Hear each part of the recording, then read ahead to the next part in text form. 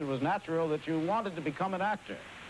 Well, no, as a matter of fact, originally I wanted to be a singer, but unfortunately I had a voice sort of like a sad frog, so I had to give that up at an early stage. What kind of a singer did you want to become? Well, almost any kind, but my family were very fine professionals. My grandmother was named Madame Perini. She sang at La Scala in Milano. My grandfather was a very fine tenor by the name of Carlos Modini.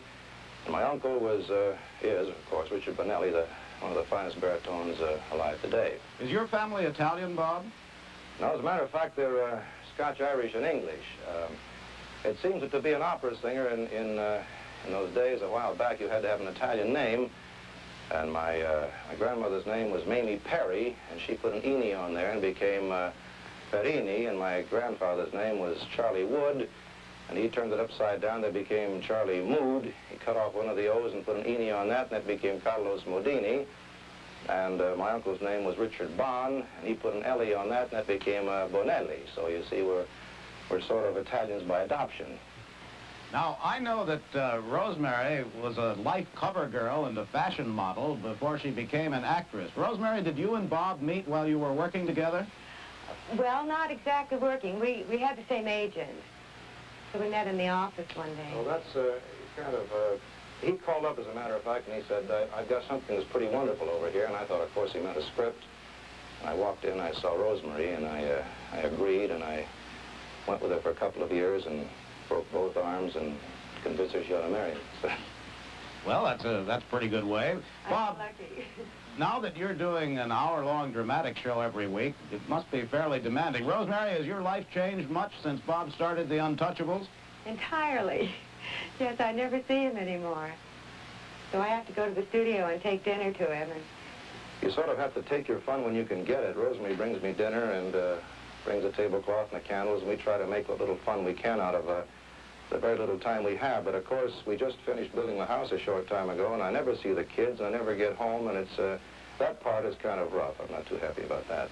Well, it is too bad because it's a lovely house. Rosemary, did you have a hand in decorating it? yes, I did. Would you like to see some of them? I certainly would. Now we get into the man's part of the house in here. This is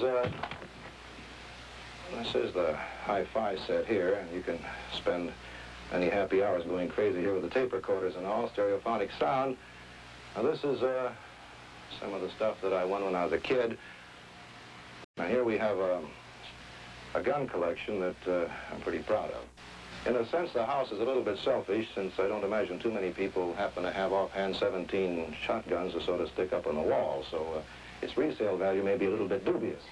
Rosemary, are you a pretty good shot, too? I'm learning. She's more than learning. She went out the first time and broke more than half, and part of the fun now, since I don't get too much time for competition shooting, is teaching her to shoot, and next year we hope to go duck hunting together. Well, I have a good teacher. You're very kind. Certainly the Untouchables, which keeps you so busy, is one of the most talked about shows of the season. How did you happen to pick a series with the 20s as a background, Bob? Well, the show was almost picked for me.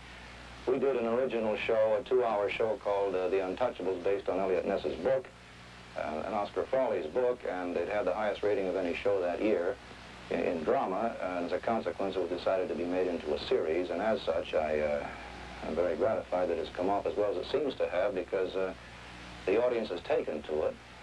It's a very exciting era, and it's a bizarre, strange, wonderful era in terms of theater, and we hope that we can bring enough validity to it so that the people who lived in that time can remember it nostalgically, and those who never saw it can see a part of Americana, which is now gone, of course.